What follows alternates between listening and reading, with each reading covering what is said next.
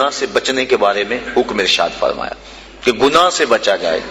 نیکی کرنی، اچھائی کرنی بہت بڑی دولت ہے، لیکن گناہ سے بچنا یہ اس سے بڑی سعادت ہے، کیونکہ گناہ کرنے سے اللہ ناراض ہو جاتا ہے، اور تقوی اللہ کی ناراضگی سے بچنے کا نام ہے. تقوی کے بارے میں علماء کرام نے اور بھی روایات، مختلف اقوال بزرگوں کے بیان کیے ہیں کہ انہوں نے تقوی کی دولت اختیار کر کے اپنے آپ کو جنت کا حقدار بنایا اور اپنی زندگی کا ایک ایک لمحہ اللہ کی رضا کے لیے گزارا. آج ان کے لیے جنت کے دروازے کھلے ہوئے ہیں اور فرشتے ان کو سلام علیکم کہہ رہے ہیں اور ان کی سابقہ زندگی پر آفرین کر رہے ہیں کہ تم نے اچھی زندگی گزاری، کہ کفاف تھوڑا تھا، ذرائع آمدنی کم تھے، اولاد زیادہ تھی. جس منصب پہ تم بیٹھے تھے تم اپنے وسائل کو بڑھا سکتے تھے، لیکن اس میں آمیزش ہوتی حرام کی، لیکن روکھی سوکھی تم نے کھا لی اور زندگی کی مشکل گھاٹیوں سے تم نے گزر کے یہاں تک اپنا پہنچاؤ کیا. آج اللہ کی رحمتیں بڑھ کے تمہارا استقبال کر رہی. یہ ہے بڑا مشکل کام آج کل بالخصوص، جبکہ دوڑ لگی ہوئی ہے. ہر شخص ایک دوسرے سے آگے بڑھنے کی خواہش کے اندر حلال حرام کی تمیز چھوڑے ہوئے ہیں، اور بات کسی سے کرو تو ہر کوئی یہی کہتا ہے جی کیا کریں، پیٹ کے لیے لگے ہوئے ہیں. پیٹ تو 2 روٹیاں صبح مانگتا ہے، 2 شام کو مانگتا ہے، 2 دوپہر کو مانگتا ہے. پیٹ کا اتنا لمبا چوڑا مطالبہ نہیں ہے، صرف ہم 2 دنی 4 کے چکر میں پڑے ہوئے ہیں. جو بندہ جہاں ہے وہاں وہ راضی نہیں ہے. اور اس حدیث کا جو دوسرا ٹکڑا ہے، حضور کی جو دوسری نصیحت، اس میں یہ فرمایا گیا اللہ کی تقسیم پہ راضی ہو جاؤ، سب سے بڑے غنی ہو جاؤ گے. غنا دل کی بے نیازی کا نام ہے. تو جتنی مرضی دولت اور پھر بھی طلب ہو تو پھر تو انسان اس طلب میں جل رہا ہے، اطمینان مل ہی نہیں رہا. لیکن کفاف تھوڑا ہے، ذرائع آمدنی تھوڑے ہیں، اس سوکھی روٹی پر بھی صبر ہے، قناعت ہے، تو جو لطف اس دسترخوان پہ بیٹھ کر کھانے کا ہے وہ 5 سٹار ہوٹلوں میں کھانے کا بھی نہیں ہے.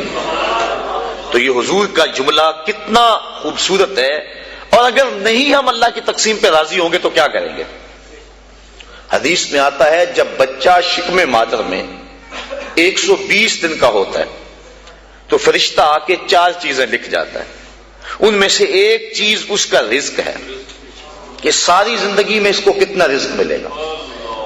اب جتنا لکھا گیا ہے الٹی چھلانگے بھی لگائے اس سے زائد نہیں ملے گا، اور جب لکھا گیا ہے اس سے پہلے نہیں ملے گا. تو پھر اس رزق کے لیے اٹینشن کی ضرورت کیا ہے؟ رزق کے لیے کام کرے، محنت کرے. شاید میں نے کسی درس قرآن میں اس حوالے سے بات کی تھی. حضرت شیخ سعدی شیرازی فرماتے ہیں کہ ایک شخص جنگل میں گیا، اس نے دیکھا ہے کہ ایک لومڑی ہے جس کے ہاتھ پاؤں ہی نہیں ہے. سوچنے لگا مالک اسے رزق کیسے دیتا ہوگا. تو درخت پہ چڑھ کے بیٹھ گیا. تھوڑی دیر کے بعد شیر آیا، اس نے شکار کیا اور پس خوردہ چھوڑ کے چلا گیا. وہ رینگتی رینگتی آگے بڑھی اور پس خوردہ کھا کے پیٹ بھر لیا. اب اس نے کہا کہ جب اس لومڑی کو اللہ عطا فرماتا ہے، میں تو اس کا بندہ ہوں، میں کیوں محنت کروں. اس نے محنت چھوڑ دی.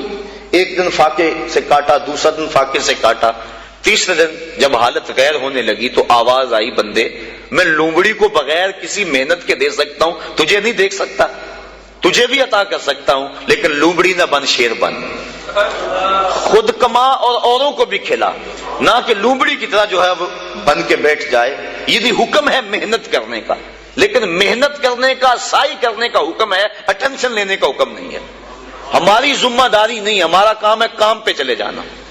دیکھو نا، آپ کسی فیکٹری میں کام کرتے ہیں، 8 گھنٹے کی ڈیوٹی ہے وہاں کام کی، تو آپ مزدوری کرتے ہیں یا کوئی کام کرتا ہے، مالک بیل دے کے آپ کو بلا لیتا ہے دفتر میں، 2 گھنٹے وہاں بٹھائے رکھتا ہے. آپ کو پریشانی ہونی چاہیے کہ وہاں کام جو ہے وہ نہیں ہو رہا. آپ کو کیا غرض؟ جس نے کام پہ لگایا اس نے بلایا. مجھے تو مہینے کے بعد پوری تنخواہ ملے گی چاہے سارا دن بٹھائے رکھے. تو اٹینشن نہیں ہوتی کہ 8 گھنٹے میرے پورے ہونے ہیں. جس رب نے رزق لکھا ہے وہ کہتا ہے چھوڑ کاروبار، حی علی الصلاۃ، حی علی الفلاح، آجا اب میری چوکھٹ پہ آجا، رات پڑ گئی اب سو جا، اب کام نہ کر. جس نے لکھا ہے، جس نے کام پہ لگایا ہے وہ کہتا ہے اب جمعے کی اذان ہو گئی ہے، اب کاروبار وازر البیع، اب چھوڑ دے کاروبار۔ تو اب جس نے کام پہ لگایا وہی تو بلا رہا ہے، اور ہم کہتے ہیں تیرے بلانے پہ نہیں آئیں گے۔ تو مالک بلائے اور بندہ دفتر میں نہ جائے تو وہ فیکٹری سے نکالے گا کہ نہیں؟ یا حالات کشیدہ ہو جائیں گے کہ نہیں؟ اٹینشن بنے گی کہ نہیں؟ تو اگر آسودہ رہنا ہے، فیکٹری میں کام بھی کرنا ہے، تو پھر مالک سے بنا کے رکھنی ہوگی نا۔ اگر رزق اس کا کھانا ہے اور اس کی نہیں ماننی تو پھر اٹینشن تو ہوگی۔ پھر کہا جائے گا جی رزق بڑا ہے سکون نہیں ہے، پتہ نہیں کسی نے تویز ڈال دے ہوئے ہیں، کسی عامل نے جادو کر دیا ہوا ہے، پھر مصیبت بنی ہے۔ لیکن اگر اس کی مان لیں، جب کہتا ہے کام پہ جاؤ کام پہ چلے جاؤ، اور جب کہتا ہے مسجد میں آ جاؤ مسجد پہ آ جاؤ، اور جب کہتا ہے اب سو جاؤ اس وقت سو جاؤ، کہتا ہے اب تہجد ہوگی اٹھ کے مصلی بچھا لو، مصلی بچھا لو، جو کہتا جائے کرتے رہو، تمہیں ٹینشن نہیں ہوگی، زندگی کی بہار نصیب ہو جائے۔ حضور نے ارشاد فرمایا اللہ کی تقسیم پہ راضی ہو جاؤ، اللہ کی تقسیم پہ راضی ہو جاؤ، تم غنی بن جاؤ گے، تم گداگر نہیں رہو گے، تم گداگر نہیں رہو گے، غنی بن جاؤ گے، کروڑ پتی ہو کر بھی کمینے نہیں ہوگے، تمہاری جیب میں کچھ بھی نہیں ہوگا لیکن غنا کی سلطنت کے بادشاہ ہوگے۔ اس کی تقسیم پہ راضی ہو جاؤ۔ اور مجھے واصف علی واصف کا اچانک جملہ یاد آ گیا، اس نے بڑی خوبصورت ایک بات کہی، اس نے کہا اللہ اور اپنی رضا میں فرق کا نام غم ہے، اللہ کی رضا میں اور اپنی رضا میں فرق کا نام غم ہے۔ جو اللہ کی رضا ہے بندہ کہتا ہے نہیں یہ نہیں صحیح، تو غم بن گیا۔ تو جب بندہ اللہ کی رضا میں اپنی رضا گم کر لے تو پھر غم نہیں رہتا۔ جے سونا میرے دکھ وچ راضی تے میں سکھ نو چلے ڈاواں، پھر وہ اس حال کے اندر راضی ہو جاتا ہے، ان دکھوں کے اندر اسے لذت آتی ہے۔ وہ کہتا ہے میرا مالک مجھے یہاں رکھنا چاہتا ہے، میں آگے کیوں جاؤں؟ تو جہاں مالک کی مرضی ہے بندہ وہاں رہتا ہے۔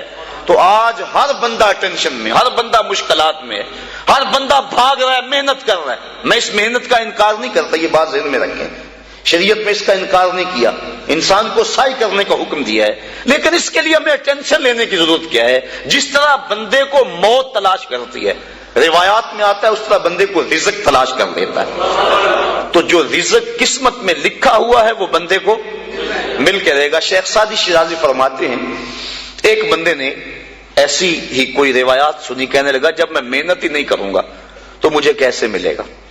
اس نے سب کچھ چھوڑ چھاڑ دیا اور ایک غار میں جا کے بیٹھ گیا، اور غار بھی کوئی تاریخ تھی، وہاں کسی کا گزر بھی نہیں تھا۔ 2 4 5 دن گزر گیا تاکہ بے ہوشی پڑنے لگی۔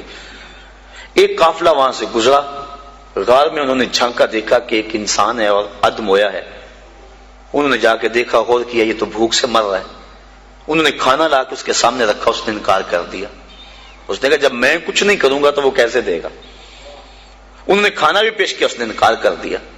بولنے کی سکت بھی نہیں ہے، یہ سمجھے کہ بیچارہ بہت زیادہ بیمار ہے، اور یہ کھانا کھانے کی سکت بھی نہیں ہے، کوئی نرم چیز بناؤ اس کے لیے، کوئی دلیا وغیرہ، کوئی ایسی چیز اس کے لیے انہوں نے تیار کی وہاں قافلے والوں نے، اور جا کے اس کو پیش کی۔ اس نے پھر بھی سر پھیر دیا، کہا بیچارہ اتنا مجبور ہے، اسے یہ بھی نہیں کھایا جاتا۔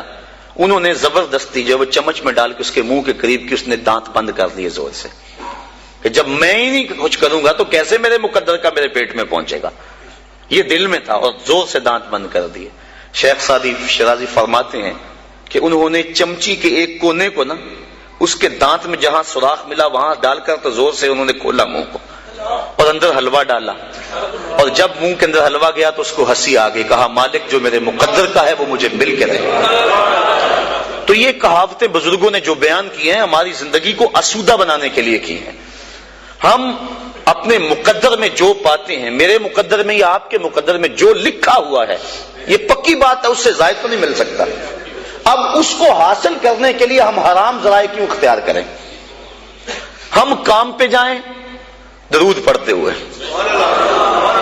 ہم کام پہ جا رہے ہیں، کہاں سے آئے گا، کیا ہوگا، کیا اس کی ٹینشن کیا؟ ہم کام پہ جا رہے ہیں اور نبی پہ درود پڑھ رہے ہیں، بس ہم کام پہ جا رہے ہیں استغفر اللہ پڑھ رہے ہیں، اللہ رزق دے گا۔ سورہ نوح اٹھا کے دیکھیے، فَقُلْتُ اسْتَغْفِرُوا رَبَّكُمْ إِنَّهُ كَانَ غَفَّارًا، تو میں نے کہا اپنے رب سے معافی مانگو، استغفار کرو، بے شک وہ معاف فرمانے والا ہے۔ پھر کیا ہوگا؟ یرسل السماء علیکم مدرارا، وہ آسمان سے موسلادھار بارش بھیجے گا. وَيُمْدِدْكُمْ بِأَمْوَالٍ وَبَنِينَ، تم کو مال بھی دے گا، بیٹے بھی دے گا. وَيَجْعَلْ لَكُمْ جَنَّاتٍ، اور وہ تمہارے لیے جنتیں اور باغ بنا دے گا. وَيَجْعَلْ لَكُمْ أَنْهَارًا، اور تمہارے لیے نہریں جاری کر دے گا. اللہ اکبر. مَا لَكُمْ لَا تَرْجُونَ لِلَّهِ وَقَارًا، آگے فرمایا کیا ہو گیا تمہاری نظر میں اللہ کا وقار نہیں رہا؟ یعنی جس سے مانگنا ہے اس سے مانگ نہیں رہے، اور جو دیتا نہیں اس کے سامنے ہاتھ پھیلا رہے ہو. جب سحری کا وقت ہوتا ہے نا، سحری کا وقت، تو اللہ کی رحمتیں قریب آ جاتی. حدیث میں آتا ہے، آواز آتی ہے، حل بمسترزقن، کوئی رزق مانگنے والا ہے؟